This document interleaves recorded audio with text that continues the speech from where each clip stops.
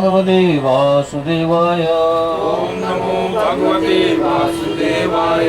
नारायणं नमस्कृतं नारायणं नमस्कृत्यं नरं चैव नरोत्तमं नरं चैव नरोत्तमं देवीं सरस्वतीं व्यासं देवीं सरस्वतीं व्यासं ततो जयमुदीरयेत्। ततो जयमुदीरयेत्। नष्टप्रायेषु भद्रेषु नष्टप्रायेषु भद्रेषु नित्यं भागवत सेवया नित्यं भागवत सेवया भगवती उत्तम श्लोके भगवती उत्तम श्लोके भक्तिर्भवति नैष्टिकी भक्तिर्भवति नैष्टिकी। ग्रंथराज श्रीमद् भागवत की।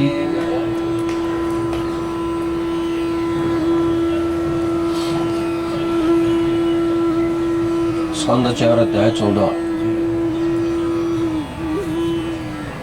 श्लोक नंबर 41। राजा बहन की कथा। ब्राह्मण समुद्रिक समदर्शी शांत शांति प्रिय दीनानां निर्धनों का समुपेक्षक सर्वथा उपेक्षा करने वाला सर्वदेव रिस जाता है।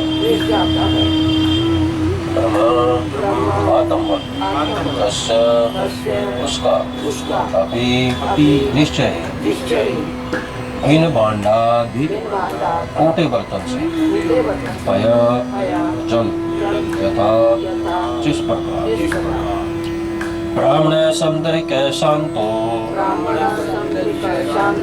दीनानां समुपेक्षित सर्वदे ब्रह्म तस्यापि हीन भांडात् पय यथा। जगदुरु शिला प्रपात द्वारा सदगुरु शिला प्रपात की ऋषि गण सोचने लगे कि यद्यपि ब्राह्मण शांत और समदर्शी होने के कारण निष्पक्ष होता है तो भी उसका कर्तव्य है कि वह तीन मनुष्यों की उपेक्षा न करे। ऐसा करने से उसका आत्मबल उसी प्रकार घट जाता है जिस प्रकार टूटे बर्तन से पानी रिस जाता है। तो बर्तन में छेद होगा तो पानी कहाँ से रुकेगा उसमें। तो इसी प्रकार यदि ब्राह्मण स्वप्रिय है, हर एक के ऊपर दया करते हैं तो उनके ऊपर परमात्मा की विशेष कृपा होती है। तात्पर्य मानव समाज का सर्वोच्च वर्ग होने के कारण ब्राह्मण अधिकांशतः भक्त होते हैं। वे आध्यात्मिक प्रगति के कार्यों में व्यस्त रहने के कारण सामान्यतः इस भौतिक जगत में होने वाली घटनाओं से अनजान रहते हैं। तो भी जब मानव समाज पर कोई विपदा आती है तो वे उदासीन नहीं रह सकते। यद्यपि वे पीड़ित मानव समाज के उद्धार के लिए कुछ नहीं कर पाते तो यह कहा जाता है कि ऐसी उपेक्षा से उनका आत्मज्ञान घटता है। यद्यपि लगभग सभी ऋषि मुनि अपने व्यक्तिगत लाभ के लिए हिमालय जाते हैं, किंतु प्रहलाद महाराज ने कहा कि वे अकेले मुक्ति नहीं चाहते थे। उन्होंने तब तक प्रतीक्षा करने का संकल्प किया जब तक कि संसार के सारे पतित आत्मा मुक्त न हो जाए। ब्राह्मण अपनी उन्नत अवस्था में वैष्णव कहलाते हैं। ब्राह्मण दो प्रकार के होते हैं, ब्राह्मण पंडित और ब्राह्मण वैष्णव। जो कि ब्राह्मण निसंदेह अत्यंत विद्वान होता है, किंतु जब उसका ज्ञान पूर्ण पुरुषोत्तम भगवान को समझने की दिशा में अग्रसर होता है तो वह ब्राह्मण वैष्णव बन जाता है।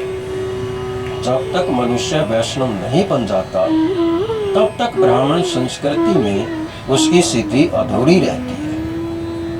उन साधु पुरुषों ने बहुत ही सोच विचार करके देखा कि यद्यपि राजा वैन अत्यंत पापी था, किंतु वह ध्रुव महाराज के वंश में उत्पन्न हुआ था, अतः इस कुल के वीर्य का संरक्षण भगवान सब ही कर सकेंगे। अतः साधु पुरुषों ने इस स्थिति से निपटने हेतु कुछ कदम उठाने चाहिए। राजा के अभाव में सभी कुछ अस्त व्यस्त हो चुका था, तो ऐसी स्थिति में करे क्या। जब कोई ऐसा व्यक्ति हो और राज्य को ठीक से ना चला सके, तो जो साधु पुरुष है, सज्जन है, देश में अगर कोई भी मनुष्य थोड़ा बहुत दुखी है तो साधु सज्जन दुखी हो जाते हैं। तो उनसे रहा नहीं गया कि भाई ये ऐसे कुल में तो उत्पन्न हुआ है और उसके बाद फिर ये ऐसा उत्पात मचा रहा है। तो इस घटना को देख के अब देखा जाए तो रामायण में महाराज बलि में इतनी ताकत थी कि उसने 6 महीने तक रावण को अपनी कहते ना बगल में अपना बंधु बना के रखा, बगल में उसने दबा के रखा 6 महीने तक रावण को। और जब भगवान राम ने उसको जब मारा तो उसने कहा कि मेरे को एक बार कह देते रावण को तो उठा के मैं आपके सामने ले आकर दे देता। तो आपने इतना मारने की छोड़ती नहीं थे मेरे को। बाली ने एक बार हनुमान को ललकारा था, इन्होंने बोला कि तुम मेरे गुरु का बेटा है और हम दोनों युद्ध करके देखते हैं कौन ताकतवर। मैं बोला मेरा उद्देश्य नहीं किसी से युद्ध करने का। हनुमान ने मना कर बोला नहीं, हम आपस में सिर्फ ताकत जमाना चाहते हैं कि देखते हैं कौन ही ज्यादा शक्तिमान। तो वैष्णव को भी वैसे चाहता नहीं इसका। हनुमान ने बोला यदि ठीक है तू चाहता तो ले, मैं आ जाता। दोनों गदा लेके आए और बाली के पास वरदान था कि जो उसके सामने आ जाएगा उसको आदि शक्ति उसके मिल जाएगी। आदि शक्ति उसके सामने वाले से ले लेता, जो उसके पास शक्ति उसको तो उसकी अलग से रही ना। तो हनुमान जी आए और उसके सामने आकर खड़े हो गए। हनुमान जी की शक्ति इतनी देखे उसके सामने जैसे ही गई उसका शरीर फटने लगा। और फटने लगा तो शरीर उसने क्या कहा, जो वहां पर वो क्या नाम था,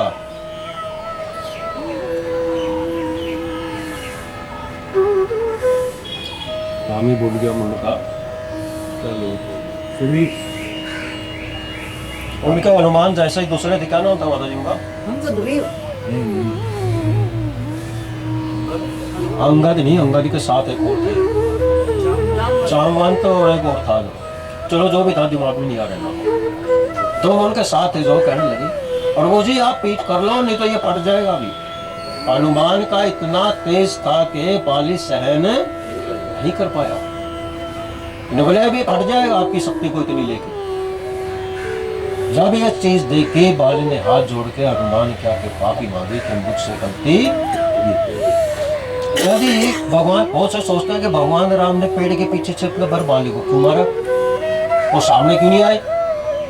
भाई ये सोच कर कि उसके अंदर इतनी ताकत है कि बाली भगवान की ताकत है, 3 लोक का स्वामी है। अगर उसकी ताकत तीनों लोगों को अपने पास रखते हैं तो उसकी ताकत उसके अंदर जाएगी। अरे वो फट जाएगा सामने देखते ही। और रामायण में श्लोक एक आता है, उसमें मुख्य रूप से श्लोक है कि जो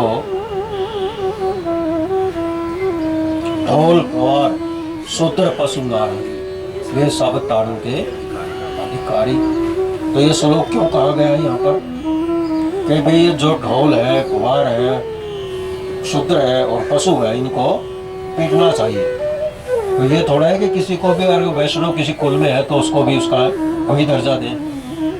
तो कहने का मतलब है कि उनको समझा बुझा करके रखना चाहिए ताकि वो भगवान की बात न लगे, धर्म में तो धर्म में रहे। तो इस प्रकार भगवान राम ने उसके सामने जाकर तीर नहीं मारा कि मेरी शक्ति जाएगी थी पहले ही मर जाएगा। तो इसलिए उन्होंने तीर को पीछे से पेड़ के पीछे से छुप करके मारा था। तो इसी प्रकार जो वैष्णव है उनके अंदर ताकत बहुत होती है कि किसी को भी श्राप देने, मंत्रों के पिछड़ा था ना, मंत्रों के जरिए भी वो उसको मार सकते हैं। लेकिन उन्होंने क्या कहा कि ऐसे वंशज में तो ये उत्पन्न हुआ है, लेकिन हमें बड़े सोच समझ कर ये कार्य करना होगा। अब उन्होंने क्या कह दिया कि अब आप जो करेंगे स्वयं भगवान श्री कृष्ण की करें। श्लोक नंबर 42 ना नहीं वंश राजांग का वंश कुल राज ऋषि का वंश यह सस्तातुल दष्ट होने हेतु अर्हति चाहिए अमोघ पाप रहे शक्तिशाली या उनका ही क्योंकि गर्भाद राजा वंश में अस्मिन इस श्री भगवान की आशया शरण। अनुवाद गुरु शिला प्रभुपाद द्वारा दिव्य शिला प्रभुपाद की मुनियों ने निश्चय किया कि साधु समान राजा अंग के वंश को नष्ट नहीं होने देना चाहिए, क्योंकि इस वंश का वीर्य अत्यंत शक्तिशाली रहा है और उसकी संतानें भगवत परायण होती रही। तात्पर्य वंश कर्म की शुद्धता अमोघ वीर्य कहलाती है। द्विजों अर्थात विशेष रूप से ब्राह्मणों में, क्षत्रियों में तथा वैश्यों में भी वीर्य परंपरा को शुद्ध बनाए रखने हेतु गर्भाधान संस्कार से लेकर जितने भी संस्कार हैं उनका पालन किया जाना चाहिए। तो यह हमें भागवतम में बहुत अच्छी तरह पता लगता है राजा महाराजाओं से कि जिस प्रकार पांडव थे तो द्रौपदी से क्या हुआ, पांचों से एक एक संतान उत्पन्न हुई और उसके बाद उन्होंने अपना ब्रह्मचर्य पालन किया और सारा इसके अंदर समझाया भी भागवत के अंदर किस प्रकार गर्भाधान संस्कार जो यहाँ पर आया, गर्भाधान संस्कार से लेकर जितने भी संस्कार होते हैं हमारे इन सारे संस्कारों को उन्होंने पालन किया और समझाया हमारे को किस प्रकार गृहस्थी में रहना चाहिए। यदि इस शुद्धता विधि का कठोरता से पालन नहीं किया जाता, विशेषतः ब्राह्मणों द्वारा, तो वंशज अशुद्ध होते जाते हैं और धीरे धीरे उस वंश में पाप कर्म दृष्टिगोचर होने लगते हैं। महाराज अंग अत्यंत शुद्ध थे क्योंकि महाराज ध्रुव के वंश का वीर्य शुद्ध था, किंतु उनका वीर्य साक्षात मृत्यु की पुत्री अपनी पत्नी सुनीता के संसर्ग में दूषित हो चुका था। इस दूषित वीर्य से राजा वैन का जन्म हुआ था। ध्रुव महाराज के वंश की है सबसे बड़ी दुर्घटना भी। सभी ऋषि मुनियों ने इस तथ्य पर विचार करके ही कार्यवाही करने का निश्चय किया, जिसका वर्णन अगले श्लोकों में हुआ है। कई जगह हमारे यहाँ पर शास्त्रों में वर्णन है कि जिस कुल में शादी है उसी कुल की ही मतलब स्त्री या लड़की आनी चाहिए, दूसरे नहीं। आज का जितना समाज में कर लेते हैं ना, कई ब्राह्मण से कर ली, वैश्य ने या शूद्र में एक दूसरे से कर लेते हैं, ऐसे होनी नहीं, ये होनी नहीं चाहिए। क्यों? एक तो जो पितर हैं तो उनकी गति रुक जाती है, क्यों? दूसरी परंपरा से आगे वो खुद तो अग्रवाल समाज का है और लड़की ब्राह्मण या दूसरी कुल से आ गई या पंजाबी कुल से आ गई, तो उसकी क्या है, पितरों की शक्ति क्षीण हो जाती है। क्यों? तर्पण वगैरह वो स्वीकार नहीं करते। तो इसलिए हमारे भागवत में वर्णन दिया है कि इस प्रकार का कार्य नहीं होना चाहिए, कि उसी कुल से ही लड़की होनी चाहिए। हमारे कथा में बता रहे थे जो ब्राह्मण है और लड़की भी ब्राह्मणी है, उनके संसार से जो पुत्र उत्पन्न होता है ना, वही कथा करने का उसका अधिकारी है वो। तो परंपरा में सही है ना, थोड़ी यही तो परंपरा समझाई उन्होंने, यही तो बताया, यही तो बताया, सही है वो। कौन से पेज पर है ये वाला जो बता रहे? ये भागवतम में है जी, अध्याय 14 का, स्कंद 4 का और 43वां 43वां श्लोक, वो इसी वजह से हो गया। श्लोक नंबर है 43 कहते हैं। वे निश्चित निश्चय करके एवं इस प्रकार ऋषियों ने विवंश मृत महीपति राजा का राजा का ममंतो मंथन किया मंथन किया, गुरुओं जंघाएं गंगाएं दर्शा विनिष्ट शक्ति से विधि शक्ति से तत्र तत्पश्चात तत्पश्चात आसित आसित उत्पन्न हुआ बाहुक बाहुक होना नर व्यक्ति या वो की क्या करा जंघाओं को मंथन किया। राजा वैन की जंघाओं को मंथन करके ये पुत्र जो है बोना नामक अनुवाद। इस निश्चय के बाद साधु पुरुषों तथा मुनियों ने राजा वैन के मृत शरीर की जंघाओं का अत्यंत शक्ति पूर्वक तथा एक विशेष विधि से मंथन किया। इस मंथन के फलस्वरूप राजा वैन के शरीर से बोने जैसा व्यक्ति उत्पन्न हुआ। तात्पर्य राजा वैन की जान से मंथन से एक व्यक्ति का उत्पन्न होना यह बताता है कि आत्मा व्यष्टि है और शरीर से पृथक है। ऋषि तथा मुनि राजा वैन के मृत शरीर से एक दूसरा व्यक्ति उत्पन्न कर सके, किंतु वे मृत राजा को जीवित नहीं कर सके। राजा वैन का निधन हो चुका था और उसने निश्चय ही दूसरा शरीर ग्रहण कर लिया था। साधु पुरुषों तथा मुनियों को वैन के शरीर से ही सरोकार था, क्योंकि वह महाराज ध्रुव की वंश परंपरा में था। अतः जिन अवयवों से दूसरा शरीर उत्पन्न किया जा सका वे राजा वैन के मृत शरीर में विद्यमान थे। जब मृत शरीर की दोनों जंघाओं को विशेष विधि से मथा गया तो एक दूसरा शरीर उत्पन्न हो गया। यद्यपि वैन का शरीर मृत था, किंतु उसकी माता ने उसे मंत्रों तथा औषधियों से सुरक्षित कर रखा था। अतः नवीन शरीर उत्पन्न करने हेतु समस्त अवयव उपस्थित थे।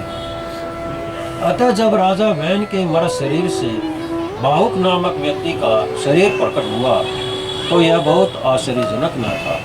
यह तो केवल इसे प्राप्त करने की विधि जानने का प्रश्न था। एक शरीर के वीर्य से दूसरा शरीर उत्पन्न होता है और इसमें आत्मा के आश्रय लेने से जीवन के लक्षण दिखाई देते हैं। कोई न तो सोचे कि महाराज वैन के मृत शरीर से दूसरा शरीर उत्पन्न करना असंभव था। मुनियों ने अत्यंत कौशल से यह कार्य संपन्न किया। तो ये साधु जो है उन्होंने मंथन करके व्यक्ति को उत्पन्न किया। इसकी आगे कथा कल हरि हरि भाव जी